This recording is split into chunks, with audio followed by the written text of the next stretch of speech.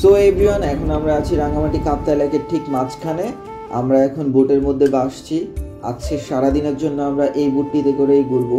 এই বোটে করে আমরা আদিবাসী বাজার, বুদ্ধ মন্দির, আদিবাসী গ্রাম, সুবলং ঝর্ণা, কাপ্তাই লেকের মাঝখানে অবস্থিত টঙ্গর রেস্টুরেন্টে দুপুরের খাবার, রাঙ্গামাটি ঝুলন্ত ব্রিজ এবং সর্বশেষ গন্তব্য পলয়েল পার্ক। হ্যালো এভরিওয়ান, আসসালামু আলাইকুম। কুমিল্লা থেকে আমরা 7 জন বন্ধু একসাথে বেরিয়ে পড়েছিলাম একদিনের রাঙ্গামাটি ভ্রমণে।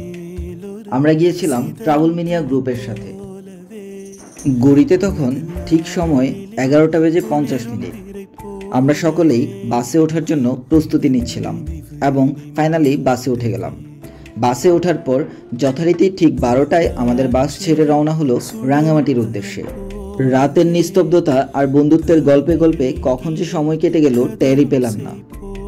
এরই মধ্যে শরীফ ভাই এবং শুভ্র ভাই আমাদের মধ্যে রাফেল রয়ের টিকিট নিয়ে হাজির হয়ে গেল, যেখান থেকে আমি মূলত 3টি টিকিট কিনেছিলাম। মাঝরাতে চট্টগ্রামের ঠিক কাছাকাছি এসেই আমরা ছোট্ট একটি বিরতি নিয়ে নিলাম। যেহেতু এখান থেকে আমাদের স্পটে যেতে বেশি টাইম লাগবে না, সেই ক্ষেত্রে আমরা এই ছোট্ট বিরতিটিতে মোটামুটি ভালো টাইম স্পেন্ড করে নিলাম। মোটামুটি 40 থেকে 45 মিনিট আমরা এই যাত্রা বিরতিতে স্টে করেছিলাম। সেখানে ফ্রেশ হয়ে হালকা নাস্তা টাস্তা সেরে আমরা আবার যাত্রা শুরু করলাম রাঙ্গামাটির উদ্দেশ্যে। ভোরবেলা পাহাড়ি আঁকাবাঁকা রাস্তা উপভোগ করতে করতে আমরা চলে গেলাম রাঙ্গামাটি রিজার্ভ বাজার। কাপ্তাই ঘাটের ঠিক কাছাকাছি এসেই আমরা সকলে বাস থেকে নেমে গেলাম। এখানে সকালবেলার নাস্তাটা আমরা সেরে নেব, কেননা আমরা সারাদিনের জন্য বোটে করে বের হয়ে যাব। এই জন্য আমরা এখান থেকেই সকালের ব্রেকফাস্টটা সেরে নিলাম। আর আমাদের ব্রেকফাস্টের মেনুতে ছিল ডিম খিচুড়ি। সকালের ব্রেকফাস্ট শেষে গরম গরম 1 কাপ চা না হলে কি জমে, সেজন্য আমরা আবার চলে গেলাম চা খেতে। আমরা সকলেই আবার চা খেয়ে নিলাম। চা খাওয়া শেষ করে আমরা এখন হেঁটে চলেছি কাপ্তাই হ্রদের সেই ঘাটের দিকে, কেননা আমাদের ঘাটে যেতে হলে আরও 5 থেকে 7 মিনিট হাঁটতে হবে। 5 থেকে 7 মিনিট হাঁটার পর আমরা কাপ্তাই ঘাটে পৌঁছাই গেলাম এবং এই কাপ্তাই ঘাট থেকেই আমরা আজকে সারাদিনের জন্য নৌকাতে উঠে যাব। আর সেই নৌকাতে করেই আমরা বিভিন্ন জায়গায় ঘুরে বেড়াবো। আমরা যে ট্রাভেল গ্রুপটির সাথে গিয়েছিলাম তারা আগে থেকেই বোট ঠিক করে রেখেছিল, সেজন্য আমরা এখানে এসে আর বোট ঠিক করার হ্যাসেলটা পোহাতে হয়নি। আমরা এসেই সরাসরি বোটে উঠে গিয়েছিলাম। যে বোটটি দেখতে পাচ্ছেন সেটাই হচ্ছে আমাদের আজকের সারাদিনের ভ্রমণ সঙ্গী। এই বোটটিতে করেই আমরা কাপ্তাই লেকের উপর দিয়ে চলে যাব আদিবাসী বাজার, আদিবাসী গ্রাম, সুবলং ঝর্ণা, ঝুলন্ত ব্রিজ, পলয়েল পার্ক এবং এরই মাঝখানে আমরা দুপুরের লাঞ্চ করব কাপ্তাই লেকের মাঝখানে অবস্থিত একটি সুন্দরতম টঙ্গর রেস্টুরেন্টে। সকলেই বোটে উঠে যাওয়ার পর এখন আমাদের বোট রাইডিং এর পালা। এখনই আমাদের বোট ছেড়ে দিবে। এই ঘাট থেকে বোট ছেড়ে আমরা সারাদিনের জন্য বের হয়ে যাব আমাদের সেই গন্তব্যের স্থানগুলোতে। ফাইনালি আমাদের বোট ছেড়ে দিয়েছে।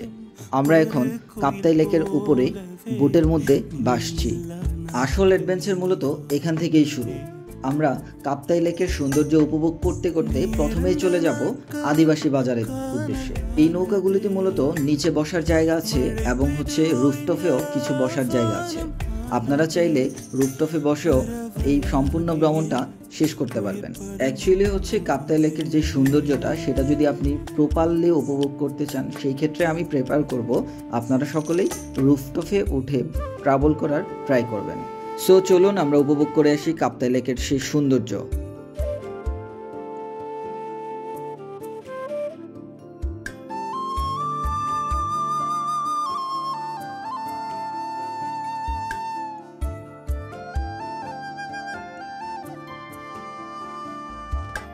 நதிமீதிலே ஒரு இலை போலவே அலை மேலொரு சிதறும் துளி போலவே முதல் நாளிலே এইদিকে আমাদের ট্রাভেল মানিয়া গ্রুপের অ্যাডমিন শুভ্র ভাইয়া রাতের বেলা রাফেল রয়ের টিকিট বিক্রি করে ঘুমোতে না পেরে এখন বোটের মধ্যেই ঘুমের কার্যটা শেষ করে ফেলছে। শুভ্র ভাইয়ের মতো এরকম বোটেই করে লেকে ভাসতে ভাসতে ঘুমানোর ফিল নেওয়ার জন্য হলেও আপনারা সকলেই রাঙ্গামাটি ভ্রমণে চলে আসুন। শুভ্র ভাইয়ের সেই ঘুম দেখতে দেখতে আমরা এখন চলে এসেছি আদিবাসী বাজারের একদম কাছাকাছি। নৌকা থেকে নেমে বাজারের ঘাটে ওঠার সাথে সাথেই সর্বপ্রথম চোখে পড়ল পাহাড়ি ফলমূল নিয়ে বসে থাকা সেই আদিবাসীদের। তারা মূলত পাহাড়ের আনারস, ডাব, তারপর আম, কলা, কাঁঠাল এসব কিছু নিয়েই এখানে বসে আছে। এগুলি পর্যটকদের কাছে সেল করে। অন্যদিকে দেখলাম আদিবাসী মহিলারাও বিভিন্ন ধরনের দোকান দিয়ে বসে আছে। তারা মূলত নিজেদের হ্যান্ডমেড বিভিন্ন ধরনের ব্যাগ, তারপর হচ্ছে বিভিন্ন ধরনের প্রয়োজনীয় জিনিসপত্র, মহিলাদের কাপড়, বাচ্চাদের কাপড় এবং ছেলে মানুষদের কাপড়, তাঁতের কাপড়, এইগুলি মূলত হচ্ছে তাদের দোকানে সাজানো গোছানো আছে এবং সেগুলিই হচ্ছে তারা মূলত সেল করে। সেটি হচ্ছে স্থানীয় মানুষজনও সেখান থেকে কেনাকাটা করে এবং হচ্ছে যারা ট্যুরিস্ট যায় ঘুরতে সেখানে সেই ট্যুরিস্টরাও এখান থেকে কেনাকাটা করে নিয়ে আসতে পারে। চলুন এখন আমরা আপনাদেরকে আদিবাসী বাজারটা সম্পূর্ণ ঘুরিয়ে নিয়ে আসি।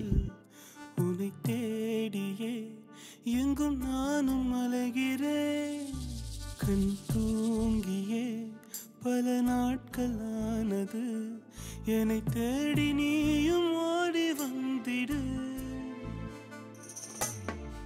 உந்தன் பெயர் சொல்லியே நானும் இங்கு வாழ்கின்றேன் உந்தன் রসমালাইকান আনারসকান তাপকান পাহাড়ি ডাব পাহাড়ি আনারস উষাই পাহাড়ে যেমন মিষ্টি তেমন রস পাহাড়ি আনারস রসমালাই মধুকান মধু মধু রসমালাই পাহাড়ি আনারস মধু মধু মধুর দাম কত? মধুর দাম কত? মধুর দাম 10 টাকা 20 টাকা। মধুর দাম মাত্র 10 টাকা 20 টাকা। এইখানেই আদিবাসী বাজারের সমাপ্তি ঘটল। এইখানের পরে আর কোনো বাজার বা দোকান নেই। এর পরবর্তীতে হচ্ছে পাহাড় এবং হচ্ছে ওই রাস্তা ধরেই সামনে এগিয়ে গেলে ডান পাশে এবং বাম পাশে দুইটি রাস্তা আছে। দুইটি রাস্তাতে করেই আপনি বুদ্ধবিহারে যেতে পারবেন। এই জায়গাটি থেকে কাপ্তাই হ্রদের যে দৃশ্যটা সেটা হচ্ছে খুব সুন্দরভাবে উপভোগ করা যায়। চারপাশে হচ্ছে সবুজ গাছগাছালি, মাঝখানে হচ্ছে বাজার, বাজারের পাশেই হচ্ছে অন্যরকম একটা ভিউ যেটা হচ্ছে মূলত কাপ্তাই লেকের। আদিবাসী বাজার দেখা শেষ করে আমরা এখন চলে যাচ্ছি হচ্ছে বুদ্ধ মন্দিরের উদ্দেশ্যে। বুদ্ধ মন্দিরটা হচ্ছে উপরে। এই রাস্তা দিয়ে আমরা বুদ্ধ মন্দিরে না যেয়ে আমরা চলে যাব বাম পাশের রাস্তা দিয়ে, কেননা বাম পাশে যে আরেকটি রাস্তা আছে সেই রাস্তাটি খুবই শর্টকাট এবং খুব তাড়াতাড়ি কম সময়ের মধ্যে সেই বুদ্ধ মন্দিরে পৌঁছে যাওয়া যায়। বাট এই পাশ দিয়ে গেলে আপনার দুইটা পাহাড় পার হয়ে দেন হচ্ছে ওই বুদ্ধ মন্দিরে যেতে হবে। পাহাড়ি রাস্তা এবং খাড়া সিঁড়ি বেয়েই বুদ্ধ মন্দিরে উঠতে হবে। এই খাড়া সিঁড়ি বেয়ে উঠতে উঠতে একদম হাঁপিয়ে গিয়েছি, যার জন্য প্রচুর পরিমাণে কষ্ট হচ্ছিল। একে হচ্ছে অনেক বেশি গরম পড়তেছিল, যার জন্য হচ্ছে টুকটুক করে শরীর থেকে ঘাম পড়ছিল। অন্যদিকে হচ্ছে খাড়া সিঁড়ি বেয়ে একদম হাঁপিয়ে গিয়েছি। এত কষ্ট করে এই গরমের মধ্যে এত উপরে ওঠার পর যখন এত সুন্দর একটা ভিউ পাওয়া যায় তখন আসলে সব গরম প্লাস হচ্ছে সব কষ্ট অর্থিত মনে হয়। সেখান থেকে সিঁড়ি দিয়ে একটু নিচে নামলেই আমরা তাদের উপাসনালয়টা পেয়ে যাব। তাদের উপাসনালয়ে এইখানেই হচ্ছে মূলত পাহাড়ের সকল আদিবাসীরা এসে তাদের ধর্মীয় কার্যকলাপ সম্পন্ন করে।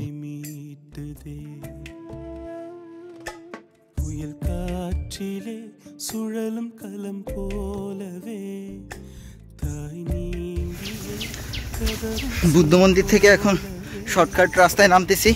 এই যে চিপা চাপা দিয়ে পাহাড়ের দিয়ে হচ্ছে আমরা শর্টকাট রাস্তা দিয়ে খুব ফাস্ট নামার ট্রাই করতেছি।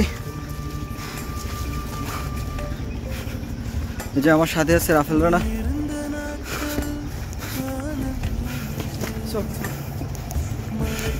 রাফেল, আমাদের তো লেট হয়ে যাচ্ছে, বোট তো ছেড়ে দিবে, চলো লেটস গো।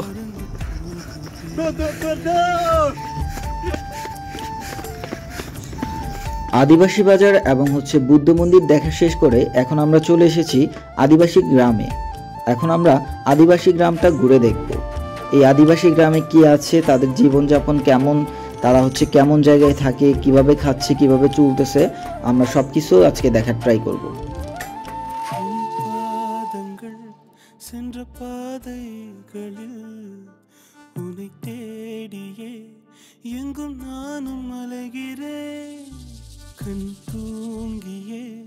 பல நாட்களானது என்னை தேடி நீயும் ஓடி வந்திடு உந்தன் பெயர் சொல்லியே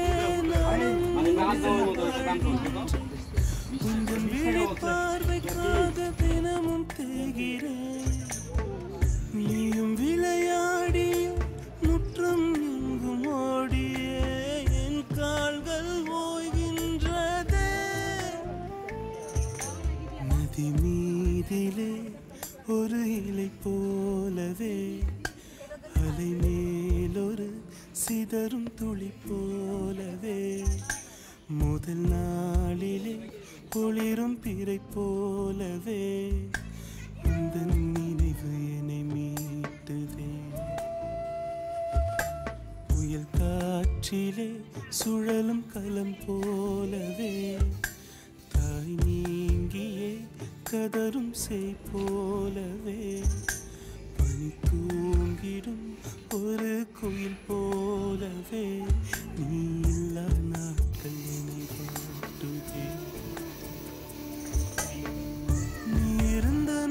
হচ্ছে আমরা আদিবাসী গ্রামে এসে আমরা দেখতে পেলাম যে এখানে হচ্ছে একটি গাছে আম ধরে আছে। তো এই যে হচ্ছে তাদের বাড়ি অ্যান্ড হচ্ছে এখানে পরিবেশটা আসলে অনেক সুন্দর, তাদের বেড়ার গড়, এই যে অন্যরকম একটা সুন্দর প্লেস, তাদের জীবনযাপন আসলে খুবই সুন্দর।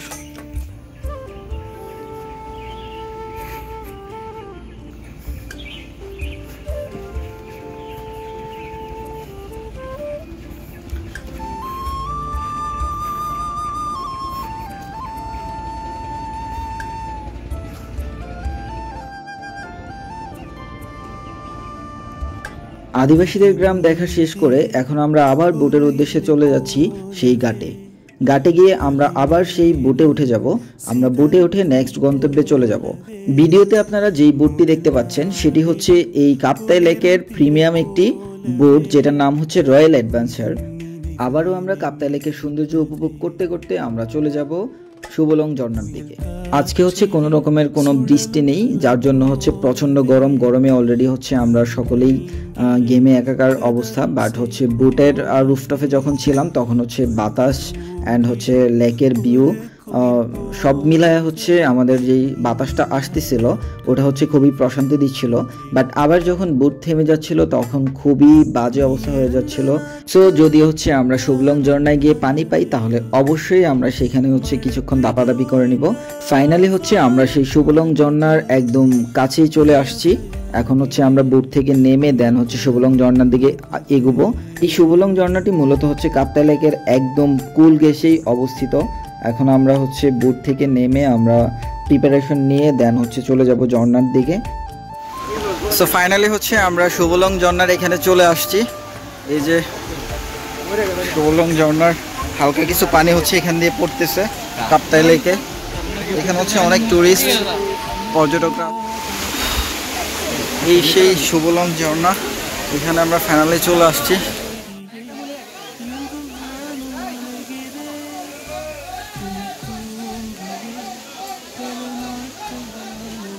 ঝর্ণাটির ঠিক পাশেই হচ্ছে কাঠের সিঁড়ি দিয়ে উপরে ওঠা যায় পাহাড়ে। আমরা হচ্ছে সেই সিঁড়িগুলি দিয়ে উপরে উঠে দেখবো আসলে উপরে কি আছে অ্যান্ড হচ্ছে উপরে আর কোনো ঝর্ণা বা জিরিপথ পাই কিনা। সো হচ্ছে ফাইনালি আমরা সেই কাঠের সিঁড়ি দিয়ে উপরে উঠে গেলাম অ্যান্ড হচ্ছে দেন আমরা অপোজিট পাশে নামার ট্রাই করতেছিলাম যে আসলে ঝর্ণাটা কোন পথ ধরে আসতেছে অ্যান্ড হচ্ছে সেখানে কি আরও একাধিক ঝর্ণা আছে কিনা। বাট হচ্ছে আমরা নিচে নেমে দেখলাম যে সেখানে আর কোনো ঝর্ণা অবস্থিত নেই। পাহাড়ের উপর থেকে কাপ্তাই লেকের ভিউটা খুবই অসাধারণ লাগতেছিল, যার জন্য হচ্ছে এখানে দাঁড়িয়ে কিছুক্ষণ ভিউটা উপভোগ করে নিলাম। সো উপরে উঠে আমরা দেখলাম আদিবাসীদের একটি বাড়ি এবং হচ্ছে যে পাশেই হচ্ছে একটি জিরিপথ ছাড়া আর তেমন কিছুই নেই। যে জিরিপথটা বেয়েই হচ্ছে মূলত ঝর্ণার পানিটা আসে, তো সেই জিরিপথটাই দেখলাম, এছাড়া আর সেখানে কিছু পেলাম না। ভেবেছিলাম হচ্ছে উপরেও আমরা ঝর্ণা পাবো, বাট হচ্ছে উপরে একদমই ঝর্ণা পাইনি। আর ঝর্ণা খুঁজতে হলে জিরিপথ ধরে অনেক দূরে যেতে হবে, যেটা আসলে ওখানে যাওয়া নিষিদ্ধ ছিল। সো দ্যাটস ওয়াই হচ্ছে আমরা না যেয়ে দেন হচ্ছে আবার পাহাড় থেকে আমরা নিচে নেমে যাচ্ছি।